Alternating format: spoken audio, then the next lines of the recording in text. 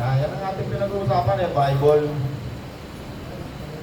Babasahin ko ang Bible natin sa Lucas 8. Lucas 8:22. Yes. Lucas, Matthew, Marcos, Lucas. Basahin ko na, Brad. Sige. Isang araw, si Jesus kasama ng kanyang mga alagad ay sumakay sa isang bangka. Sinabi niya sa kanila, tumuwid tayo sa ibayo at ganun nga ang ginawa nila. Nang sila ay naglalayag na nakatulog si Jesus, bumugso ang isang malakas na bagyo at ang bangka ay pinasok ng tubig, kaya't sila'y nanganib na lumubog. Nilapitan siya ng mga alagad at ginising, Panginoon, lumulubog na po tayo, sabi nila. Bumangon si Jesus at pinatigil ang hangin at ang malalakas na alon. Tumahimik naman ang mga ito at bumuti ang panahon. Pagkatapos sinabi niya, nasaan ang inyong pananampalataya? Ngunit sila ay natakot at namangha.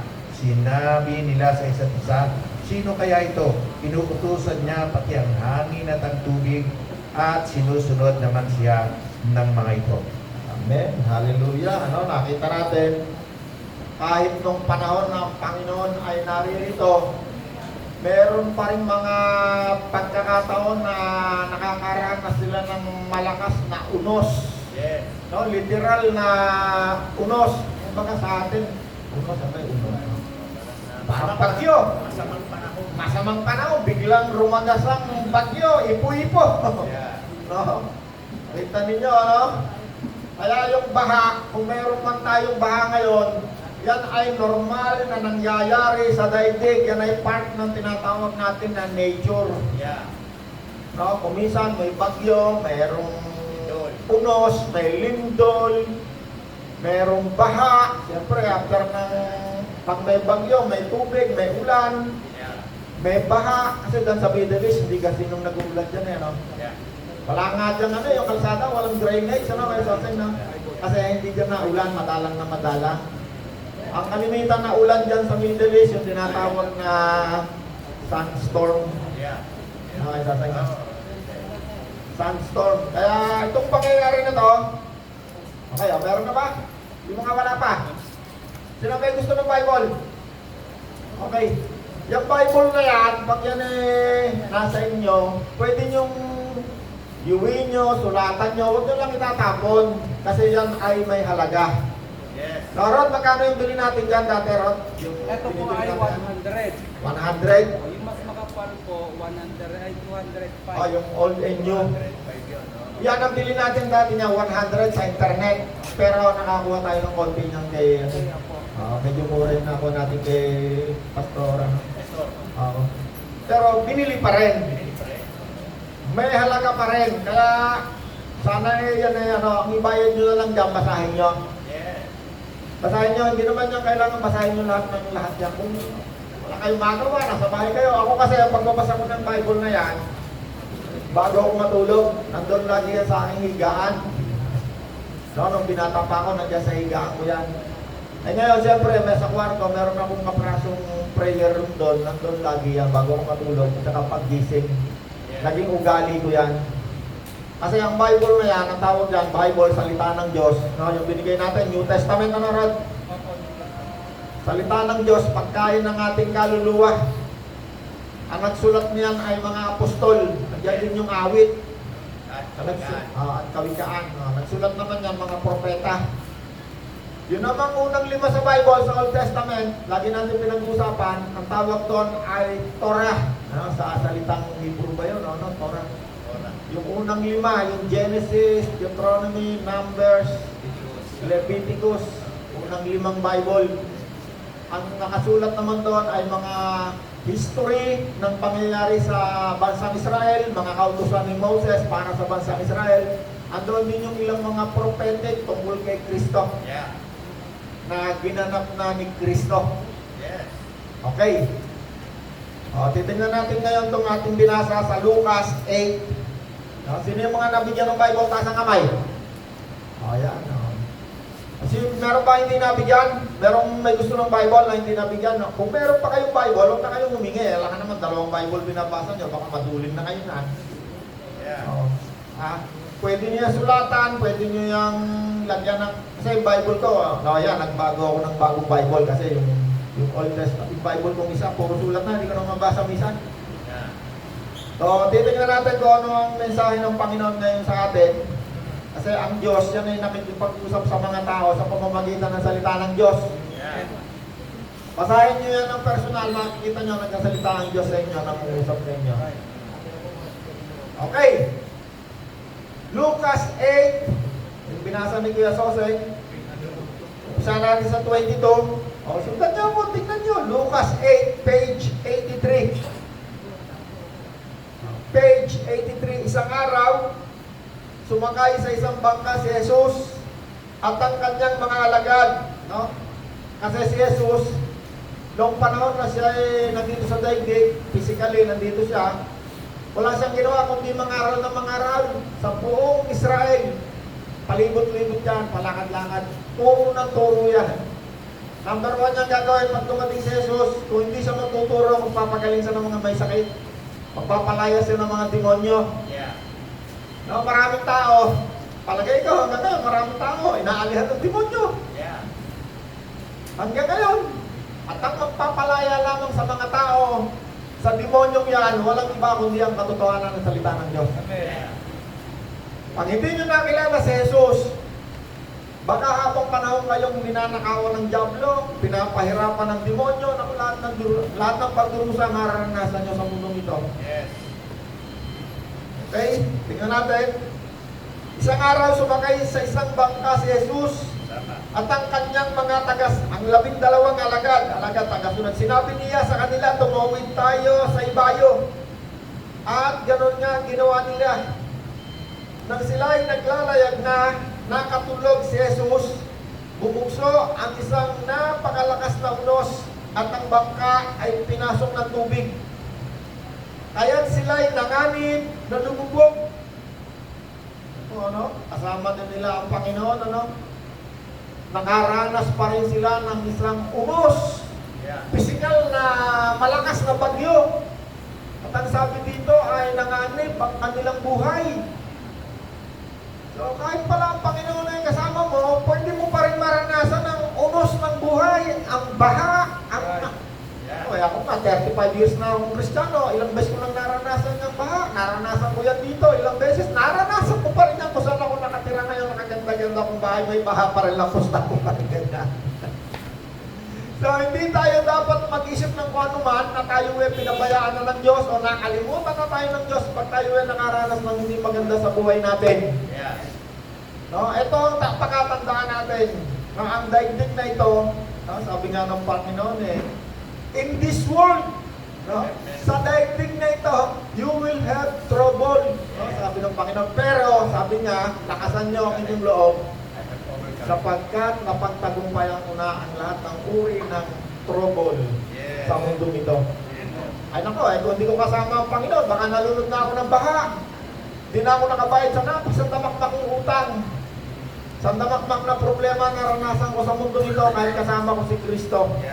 Pero ang pinakamaganda, kailanman di ako pinabayaan ng Panginoon. At hanggang sa mga sandaling ito, patuloy ako nangangaral ng salita ng Diyos. Alpakan natin ang Panginoon. Bakit? Sapagkat sinabi ni Kristo, ang sino mang sa Kanya ay nagtitiwala, ay hindi mapapahiya.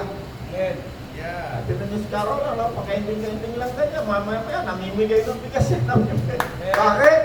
Dahil sa pananampalataya. Wala nang iba. Amen? Okay, tuloy pa natin. Ano ba yung binabasa ko? 8.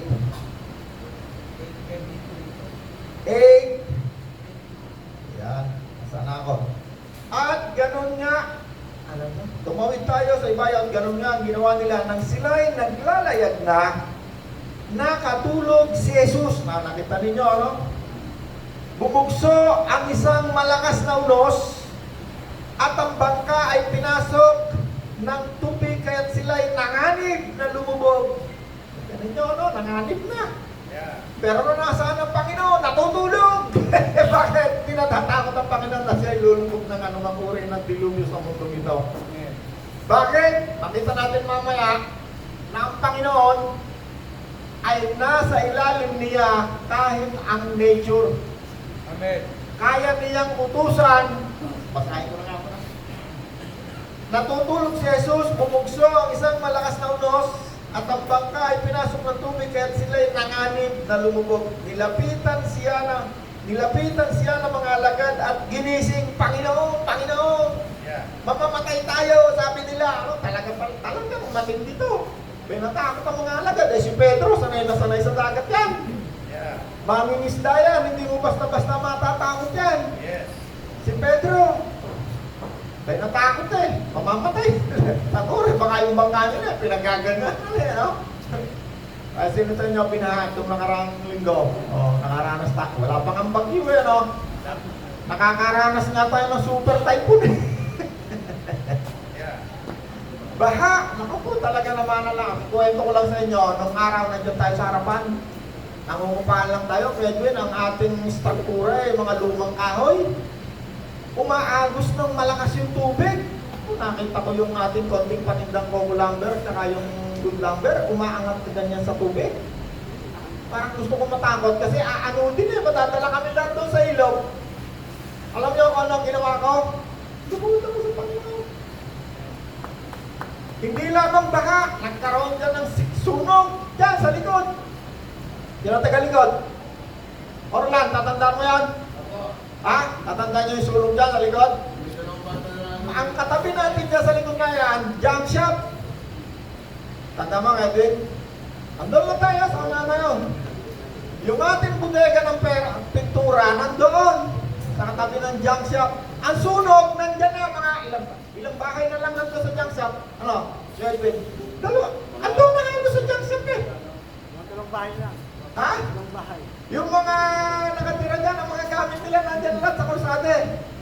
Yung mga bumbero naman nakatungangan ganyan kasi may isang bumbero pumasok doon, yung kanilang house nasunog, naputol. Ay, nandun ako, malayo ako, natanong ko, nakaliks ng usok. Pandalas ako rito, nakita ko yung mga bumbero, at sa lugar na ito, sa isang palo, puro nakaganyan, ginagawa. Pagdating ko rito, wala na, andyan na yung apoy sa likod natin.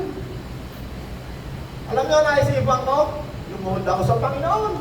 Ginising ko, Panginoon, tinawag ko, Panginoon, tulungan mo ako. Alam niyo, pumasok bigla sa isip ko, abay, papilahin mo yung mga tao na sa ilog, ayan ang tubig. Anong ginawa natin, di ba? O, pila, kuha lahat yung timba. Ako, wala pa yatong 2 minuto, patay ang sunog. Patay. O, sino nakakatanda nun? Ikaw, nakita mo yun? Yung tayo, pumila tayo sa ilog, tapos may timbash. Binuhusan natin yung sunog. Patay ang sunog. Yung mga bumbero, alam nyo, hindi tayo pumatay ng sunog. Ang pumatay ng sunog ng Panginoon. Hindi lang nga nakikita ng maraming tao. Hindi yan nakikita. Binigyan lang tayo ng Panginoon na meron tayong gagawin, pero ang Panginoon pa rin ang pumatay ng sunog. Bakit? Basahin natin. Yeah. Nakatulog si Jesus, bumugso ang isang malakas na hangin, unos, at ang bangka ay pinasok ng tubig at sila'y nanganib na lumubog, nilapitan siya ng mga alagad, ginising, Panginoon, Panginoon, mamamatay na tayo. Ako talaga naman, life and death na eh. Parang sunog at saka baha eh. Yeah. Bumangon si Jesus at sinaway ang hangin at ang malakas na alon. Yeah. Tumahimik ang mga ito at bumuti ang panahon. Ay, tanda niyo, sinusunod nila ang Panginoon. Kaya yung apoy na namatay, ay tinig. Naniniwala akong ang Panginoon ang pumatay. Bakit? Tinawag ko ang Panginoon eh. Yes. O, katulad nitong mga narito, sandapak sa kakatinding unos, natakot sila, mamamatay. Anong ginawa nila? Abay, tinawag nila ang Panginoon, Panginoon, Panginoon, lulubog tayo. Yeah. O, anong ginawa ng Panginoon? Abay, gumising. Tigil. Tigil ang unos. Ang tubig, tahimik, tumahimik. Sino sa inyo tumanggap na kay Kristo, taas ang kamay? Kahit si Kristo ay tinanggap nyo na, pwede pa rin tayong makaranas ng unos ng buhay. Pero ang pinakasigurado, kapag tayo tumawag kay Kristo sa Panginoon, sigurado i-rescue tayo. Ako, napakaraming beses ko nang ni-rescue ako ng Panginoon. Isang damakmak na hindi ko na kayang bilangin. Yung mga utang mo na hindi ko kayang bayaran, ay i-rescue ako na pa. Kamatayang kulungan na haharapin ko doon. Kung di ako nakabayad, talagang kahihiyan, kamatayan, kulungan, yun ang aking haharapin. Bakit? Abay, utang mo 100 milyon na hindi. 100 milyon. Tumawag ako sa Panginoon, yung tuhod ko, napupot. So, araw-gabi, Panginoon, tulungan mo po ako. Tinulungan ako ng Panginoon. Nagsalita ang Panginoon. Pagpalain ka! Sabi ng Panginoon, pagpalain na yung mga kamay! Pinagpala. Lahat ng gawain ng kamay ko, pinagpala ng Diyos. Bakit? Sumampalataya. Tumawag sa Panginoon. Amen? Tapusin pa natin. Bumangon si Jesus, sinaway ang hangin, at ang malaking alon, tumahimik ang mga ito, hindi na. Bumuti ang panahon, pagkatapos ay sinabi niya, nasaan ang inyong pananampalataya? Sino-sino sumasampalataya kay Kristo? Gagamitin natin yung pananampalataya. Nakita nyo, tinanong sila ng Panginoon huwag kayong matakot, bakit kayo natakot? Nasaan ang inyong pananampalataya? Sabi ng Panginoon, pag merong punos, huwag kayong matatakot. Anong gagawin natin? Tatawag tayo sa Panginoon. Bahalang yan Yun ba, aagos din yan. Baha na yan. Bagyo, nako, lilipas din naman ng bagyo kaya wala namang magagawa sa atin yan. Bakit? Dahil kay Kristo. Amen. Walang magagawa sa atin ng dilubyo kapag nasa iyo si Kristo. Amen. Basta huwag ka lang makakalimot sa Panginoon. Lagi ka tatawag sa Panginoon. Yes. Pag mayroong dilubyo sa iyong buhay, kahit anong uri ng dilubyo, kaya lang utusan ng Panginoon na pumayapa. Subok na ang Panginoon ako kay Soseng. Si Kuya Soseng nga, nung nakaraan linggo lang kala ko ipapano Alam ginawa mo kay Soseng? Kaya sabi ng asawa niya, kinakausap ng Panginoon. Ito ba yung kay Soseng? Kinakausap niya ang Panginoon. Anong nangyari? Abay, ito ngayon, kagwapo-gwapo naman. Puri na naman sa Panginoon. Ni-rescue. Palakpakan natin ang Panginoon. Wala tayong ibang tatawagin kundi ang Panginoon kapag mayroong dilubyo, unos sa ating buhay. Huwag tayong pupunta si Mayor. Si Mayor ako pupunta. Hindi ako na ayun. Sa Panginoon tayo pupunta, gagamitin natin ang pananampalataya. Bakit? Ang Panginoon, kaya niyang utusan. Kahit ang bagyo, kahit ang apoy, kahit ang tubig, wala siyang hindi kayang gawin. Kahit ikaw ay patay na, kaya ka pa rin buhayin ng Panginoon. Amen? Tapusin pa natin.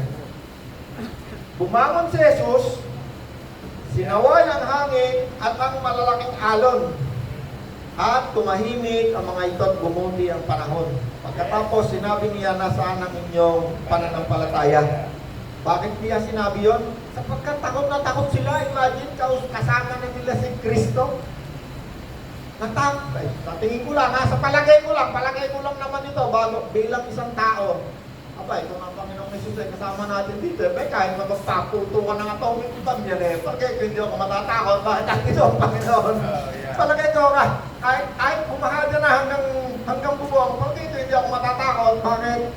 Abay, ang Panginoon kasama ko. Tubig lang yan, nung araw nga, nung bahay sa damakmak, nangarap ako. Nasa ilalim ako kasi natatakot ako sa bahay. Kasi namin paninda, pag nabasa, nag-uumpisa ka pala, puro utang. Pag nabasa yan, naalala ko nung 2 beses nangyari, ano ba ito? Ayaw kaming dilipiran ng simento, galit na galit ako doon sa ahente. Si Bestman nakaparada yung truck niya, kami ayaw mong dilipiran. Galit na galit ako. Pala naman babaha. O, hindi basa yung simento niya kami, wala, kaunti lang. Sumunod na linggo, ganun na naman, wala na naman kami simento. Inaway ko na naman yung ahente. Aba, bossing, ano ba? Bakit kami ayaw mong delivery? Yung kapitbahay namin ay punong-puno. Bumaha na naman, hindi ko kaunti lang. Wala na, dali sa pasiga lang. Ay, nako.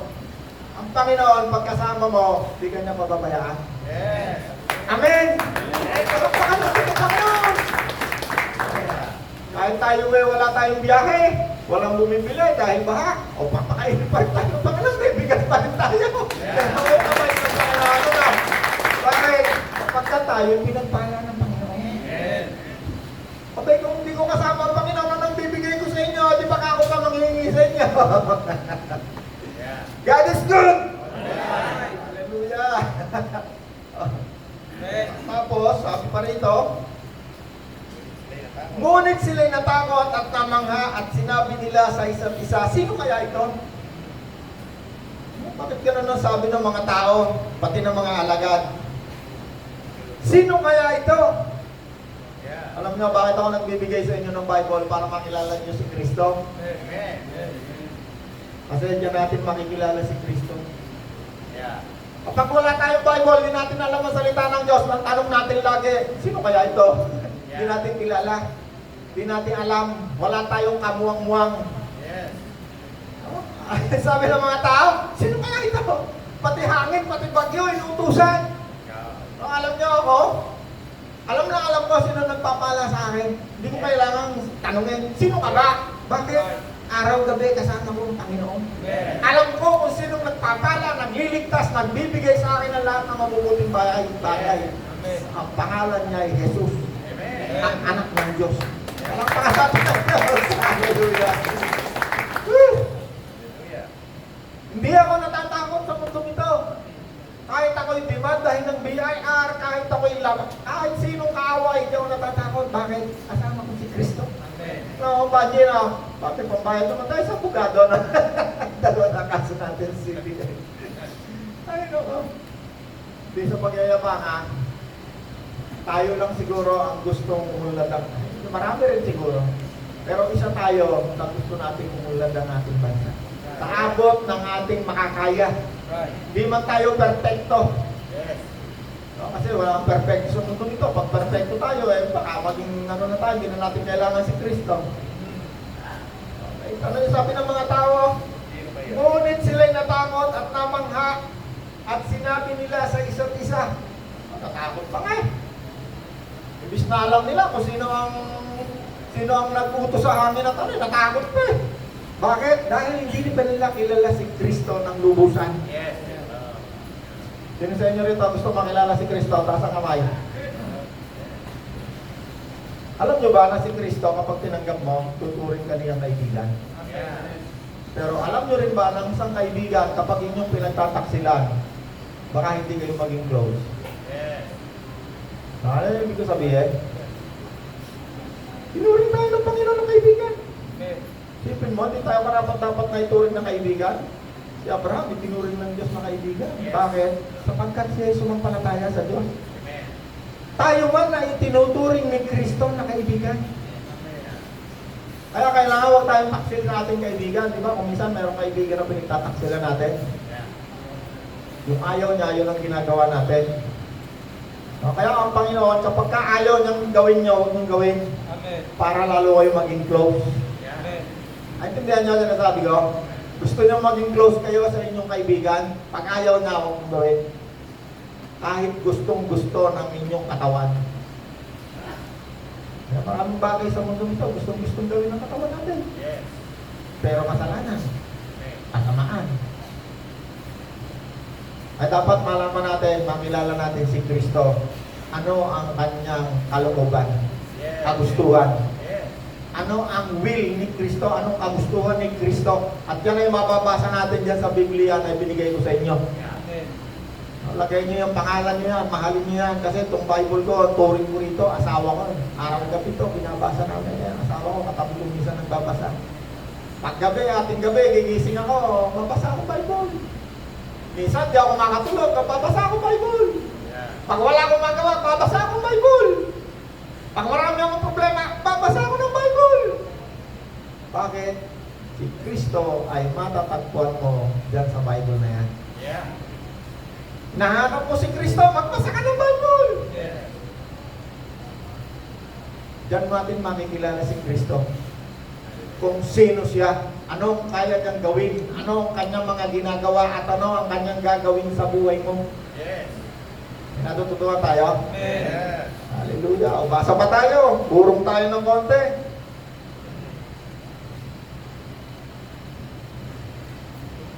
Urong tayo sa, Mateo pala ako, Mateo. Mateo chapter 8. Mateo chapter 8 verse, isa ako sa 5. Haba pa naman ang another one, no? Yeah, meron pa. Haba pa. Mateo 8 verse 5. Kung nababasa. Pasok. Mateo 8. Sino nakakita? Ako na, babasahin ko na, Brad. Okay, huwag ikaw, Kuya Soseng, yung may bagong Bible. Ayun. Sino may bagong Bible? Basa. Oh. Mga kapatid, Oh, basa, yung may bagong Bible.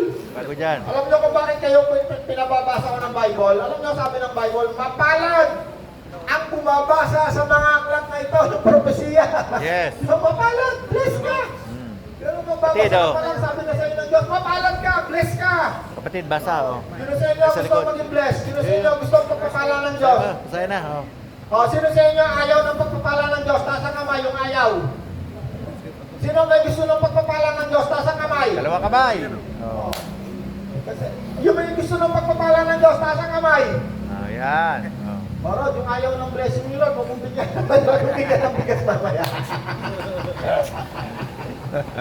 Tatanungin lang kung sino may gusto ng blessing galing kay Lord. Basa. Tinatanong. Sige, basahin niyo na. Ayaw pa yung taas ang kamay. Oh, basa na. Okay, basa na raw. Sabi ni Diyos, Osoy, nainit na sigla. Nainit na ako, eh. Sinabi mo bumasa. Yan. Sige. Mateo 8:5. Mateo 8:5. Pagpasok ni Jesus sa Capernaum, lumapit sa kanya ang isang opisyal ng Romano at nakiusap. Ginoo, ang aking katulong ay naparalisado. Siya po'y nakaratay sa bahay at lubhang nahihirapan. Sinabi ni Jesus, pupuntahan ko siya at pagagalingin. Ngunit sumagot sa kanya ang opisyal, Ginoo, hindi po ako karapat-dapat na puntahan pa ninyo sa aking bahay. Sabihin lamang po ninyo at gagaling na ang aking katulong. Ako'y nasa ilalim ng mga nakatataas na pinuno at may nakasakupan ding mga kawal. Kapag inutusan ko ang isa, pumunta ka roon, siya ay pumupunta. At ang isa naman, halika, siya ay lumalapit. Kapag sinabi ko sa aking alipin, gawin mo ito, ginagawa nga niya iyon. Namangha si Jesus nang marinig ito, at sinabi niya sa mga taong sumusunod sa kanya, tandaan ninyo, hindi pa ako nakakita ng ganito kalaking pananampalataya sa buong Israel. Hold, okay na. Alam nyo, tinan nyo, pananampalataya na naman. Sabi ng Panginoon, di pa ako nakakita ng ganito kalaking pananampalataya. Bakit? Sabi noong sundalo yun, ano, may sasabi. Yes, sandalong Romano. Yung kanyang alipin ay may sakit, pupuntahan siya ng Panginoon pagagalingin. Yes. Siyempre, pupuntahan ng Panginoon, dapat pagagalingin, mahihipuin, pagagalingin. Sabi nitong sundalo, na may-ari ng alipin, wag na po. Hindi na kailangan niya. Salita ka na lang po. At gagaling siya. Alam niyo ang nangyari dyan sa bata na yan? Sabi ng Panginoon, ngayon lang ako nakakita ng ganito kalaking pananampalataya. Kahit sa buong Israel. Sabi Yeah. niya. Ito, hindi pa Israelita ito. Yeah, Romano, yeah. Roman soldier ito. Gentile ito. Katulad natin. Yeah. Pero sumasampalataya sa Panginoon. Ano ang kanyang pinananampalatayanan? Na kayang gawin ng Panginoon sa pamamagitan lamang ng salita, ano man ang kanyang maibigan gawin. Yes. Yeah. Salita lang. Hindi kailangan ng Panginoon ng hocus-pocus, ng anong katulad ng nakikita ngayon natin sa mga TV, Yeah. na mayroon pang mga ipo-ipo. Salita lamang, sabi niya, gagaling. At nung oras din iyon ay gumaling ang taong may sakit. Yes. Kaya kapag ka tungkol sa kagalingan, pagpapala, may gagawin ka. Kailangan mananampalataya ka. Yes. Kailangan, natin mo yung alipin, pumunta yung kanyang amo, mahal na mahal niya yung alipin niya Oh. Pinuntahan niya. No, pinakausap kasi ako, sabi niya, ay, hindi ko kailangan lumapit sa Diyos, pagagalingin ng Diyos, ang gusto niya pagalingin. Hindi! No. May kinalaman sa gagawin ng pananampalataya kapag tungkol sa kagalingan, blessing, Yeah. no, himala. Yeah. Kailangan meron kang gagawin. Pero kapag tungkol sa kaligtasan ng pananampalataya, wala kang gagawin. Yeah. Grace, hawa, Yeah. para wala kang may pagmalaki. Meron dalawang pag pananampalataya tungkol sa salvation, we are saved by grace through faith. Yes. Wala tayong ginawa kahit makasalanan pa tayo. Iniligtas na tayo. Pero pagdating sa isang bagay na gusto mong mangyari sa buhay mo, kailangan meron kang gagawin. Yeah. Bukod sa pananampalataya. Yun ang faith in action. Yeah.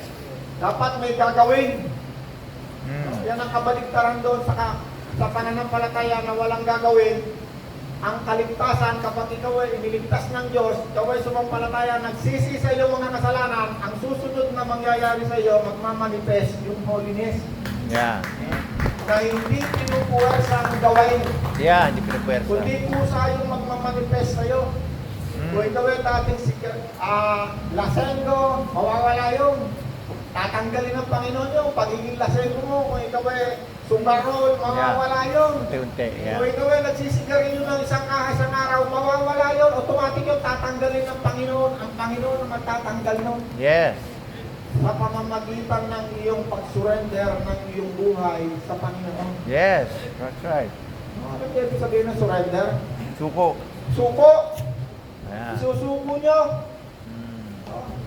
Kung minsan kasi yung sinasabi natin na hindi, kaya ko to. Ibig sabihin, ayaw mong surrender.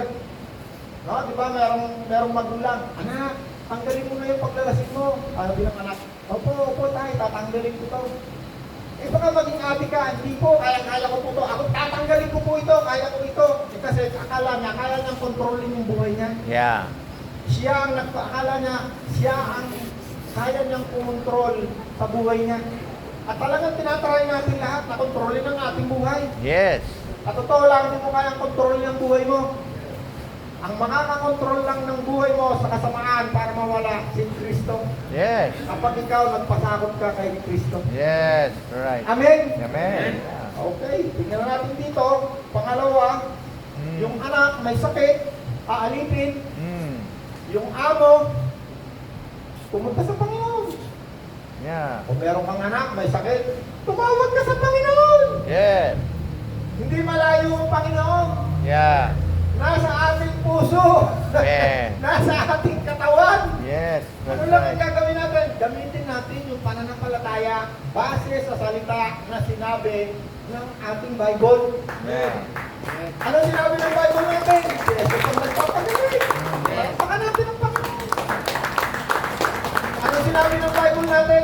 Ako noon, ngayon, magpakailan pa man, sabi ni Kristo. Mababasa niyo yan dyan sa Bible. Kasi pag hindi niyo kilala si Kristo, sasabihin niyo, ano ba nangyayari sa akin? Sino kaya yung Kristo na yan? Totoo kaya may anak yan? Baka may babae pa yan? Baka ngayon ang daming asawa niya. Pag hindi niyo kilala si Kristo, kaya kailangan basa tayo ng Bible. Si Kristo, siya lamang ang kaisa-isang tao na kahit kapiraso kasinungalingan, di siya nagsinungaling. Wala siyang kapatakbang kasinungalingan o kasalanan. Dahil kung siya ay makasalanan, hindi niya mailigtas ang sangkatauhan. Amen? Yeah. Tuloy natin. Mateo chapter 8, after niyan, tuloy-tuloy natin ang mga ginagawa ng Panginoon. Mateo, saan ba tayo? 8:14.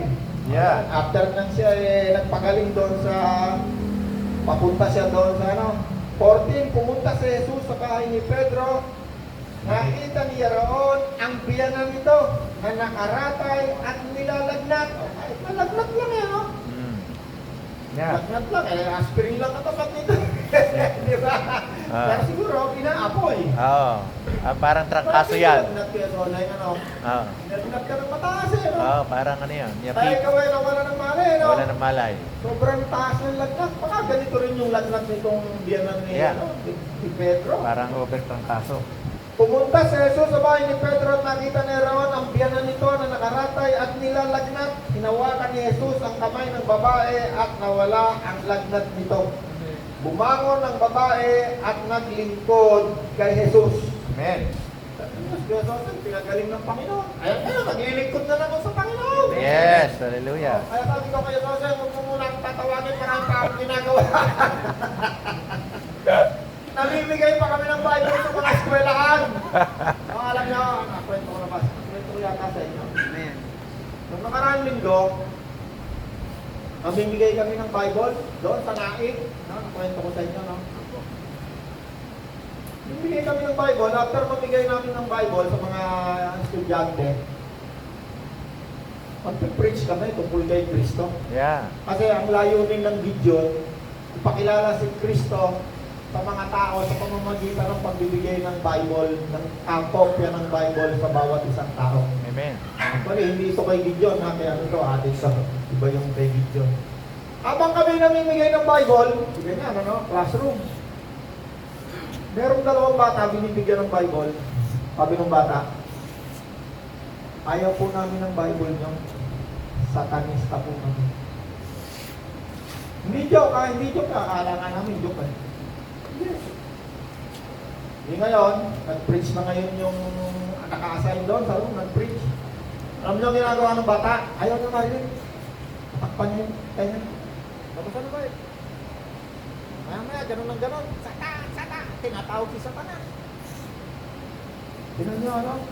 Ang mundo natin. Ayaw, imbes na makilala ang Diyos, talagang taasan niyang sinasabi na siya ay satanista. Kaya sabi ko yung mga anak niyo, misa-misa, kausapin niyo. Yes. Baka mamaya satanista na, hindi niyo alam. Yeah. Ano nalaman namin, yung eskwelahan na yon, ang dami na puposes na bata. Tsaka may mga kaso na yung mga bata na nanaksak na magulang. Oh.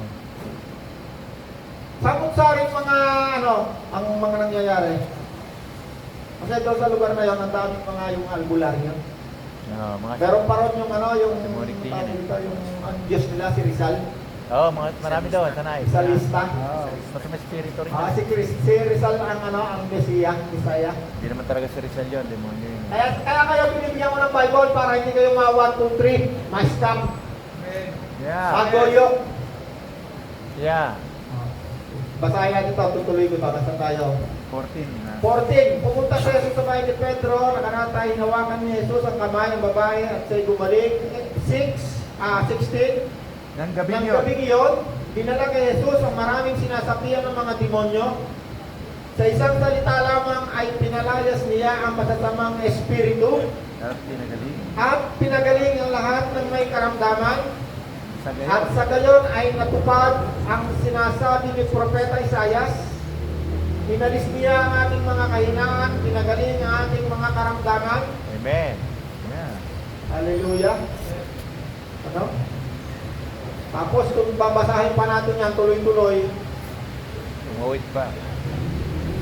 nang makita ni Jesus ang mga tao sa kanyang paligid, iniutos niya sa mga alagad. Ayun po yung ating verse din kanina eh. Tumawin sila. 23. Nang sumakay si Jesus sa kanyang bangka kasama ang mga alagad habang sila naglalayag. Ito ba yan? Oh, diretso. 28. 28. Lubog dalawang lalaki sinasapian ng demonyo. Nang dumating si Jesus. Basahin natin, Josoy. Nang dumating si Jesus sa kabilang ibayo sa lupain ng mga Gadareno, sinalubog siya ng dalawang lalaking sinasapian ng mga demonyo. Hold, Josoy. Hold lang. Kung papansinin ninyo, yan ay sasaway lang ng Panginoon ng Punos. Yeah. Yung pinag-usapan natin kanina. Dumating na siya ngayon doon sa Lugar. sa Pangpang. Pagsayad ng bangka nila sa Pangpang, iba na naman, talagang walang tigil ng Panginoon, wala siyang pahinga sa paggawa ng himala. Bakit? Kasi ang mga tao, talagang pinapahirapan ng demonyo kahit saan ka magpunta. Yeah. Ano naman ang nangyari? Kasi ang Panginoon ay sumadsan na rin sa kabilang ibayo. Yes, After manubog. niyang utusan ng malakas na unos, Sinalubog siya ng dalawang inaalihan ng demonyo. sinalubong siya ng dalawang lalaking inaalihan ng demonyo. Yeah. Sila ay nakatira sa libingan. Yeah. Napakapangis nila kaya walang sino man ang dumaraan doon. Biglang nagsisigaw ang dalawang lalaki ng pangalan mo sa amin, anak ng Diyos. Nabarito ka ba upang pahirapan kami kahit hindi pa panahon? Yeah. Kita ninyo, tinalubog siya ng dalawang inaalihan ng demonyo. Natakot ba ang Panginoon? Aba hindi! Yeah. Sino natakot? Natakot sa kanya yung demonyo. Amen. Yeah. Ano sabi ng demonyo kay Susan? Nakiusap sa kanya mga demonyo. Nakiusap ng demonyo. Yeah. Tayo ngayon, pag nakakita tayo ng demonyo, takbo na. Takot tayo sa demonyo. Okay, tuloy mo kay Susan. Nakiusap ang mga demonyo kung panalayasin mo kami, hayaan mo kami pumasok sa mga baboy. Sinabi ni Jesus, sige, lumayas kayo. Lumabas nga sila sa dalawang lalaki at pumasok sa mga baboy. Ang buong kawan ay biglang sumibag ng takbo papunta sa bangin, nahulog sa lawa at nalunod. Hallelujah. Ano sabi ng demonyo? Nakiusap kay Jesus. Eh maaari po ba? Kasi kung nasa tao, example ko, may dalawang tao, poses ng demonyo, sampo lang. Ay, dalawa. Sampo lang, sampo. Ano naman kayo mukhang demonyo? Kunwari lang. Yes. Si Jesus, kunwari. Rod, ikaw kunwari ang Panginoon. Nakakalubong mo kayo yung dalawang pinaalihan ng demonyo, poses. Kung masalubong mo, Nakiusap. nakiusap. Hindi yung physical lang kausap, yung demonyo, ha? Na nasa loob. Yung Yeah. nasa loob. Yeah. Ano sabi, maaari po ba? Marami raw baboy, papasukin mo na lang kami raw. Yeah. Hindi pinayagan naman ng Panginoon. Bakit? Kasi yung baboy, sinutuloy niyang marumi. Oh, yeah. Sige na. Okay na. Kaya sa Old Testament, hindi pinapakain ng baboy, kaya huwag kayo maniniwala doon sa may karamihan ng mga utos sa lumang tipan. Oh. Ako, kasarap na yan ng pork chop. Sa Old Testament, marami rin bagay na pag sinunod mo, ikaw ang mawawalan. Yeah. Sa Old Testament, pwede tayo mag-asawa ng marami kasi ang mga karakter doon, ang mga tao, maraming asawa. Si Abraham, si Isaac, Yeah. marami ng asawa. Si Jacob, Yeah. yung dalawang patriarka, iba-iba nanay nung may konti. Yeah. Diba? So, Apat. nasaan tayo ngayon? Nandito tayo ngayon sa Bagong Tipan. Mm. Sa utos ni Kristo. Amen. Sa gabay ng Espiritu Santo. Amen. Espiritong mabuti. Amen. Sige, tayo na, sabi ni Rob. Yeah. Okay, nakakuha lahat ng t-shirt. Yes. O, yung bigas, bago kayo umuwi, sila ang bahala. At saka si Lloyd, sa ready rin, sila yung bahala sa inyo. Okay. Sila Yeah. 5 kilos each. Okay, magandang umaga Yeah. sa inyo lahat. Yeah. Yung